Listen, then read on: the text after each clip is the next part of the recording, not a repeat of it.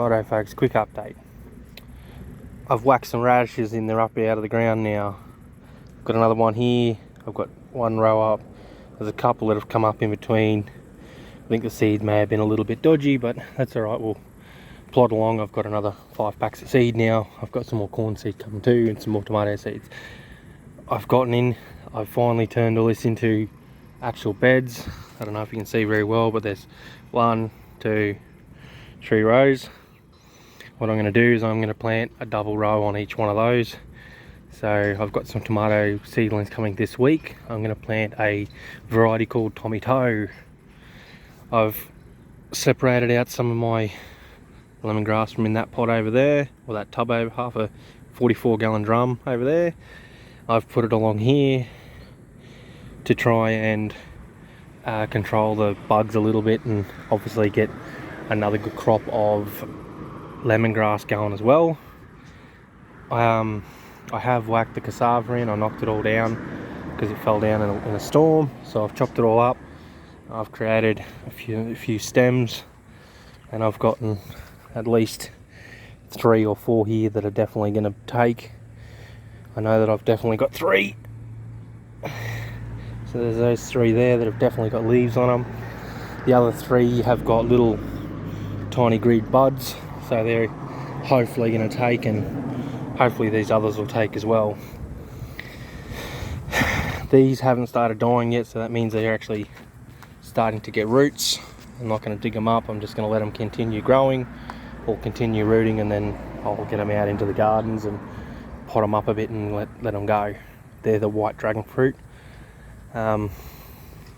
Ignore the weeds, obviously. I've got a fair few weeds around the edges, but that one there, I showed that purple sweet potato not too many videos ago. I think it was about 3 videos ago. I showed you how when I transplanted it, and it's now finally taking off. I've just quickly moved over to another section. Same thing here. That lemongrass was already growing there. This is part of the split that I did earlier. I was talking about in that tomato garden bed. I've planted some radishes into this one. As I said, I think the seed was a little bit dodgy. This one here is the same. I put French radishes in here. Seed was probably a little bit dodgy and a bit old. This is the other purple sweet potato. It's absolutely going ballistic. See, there's a basil on the corner of it. I'll probably end up pulling that basil out because it has gone to seed, and I'll probably end up shaking that seed over one of my garden beds somewhere and getting some little plants up and going and whatnot. The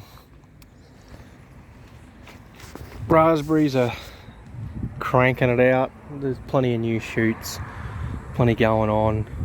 Hopefully I'll get a crop this coming winter, I think, or in the next couple of months I'll probably get a crop.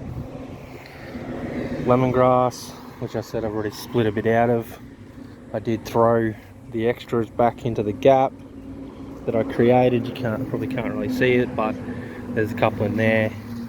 I found the easiest way to plant them is just get the bed really wet, the area really wet, and just push them into the mud and let them go, and they'll root again and take off.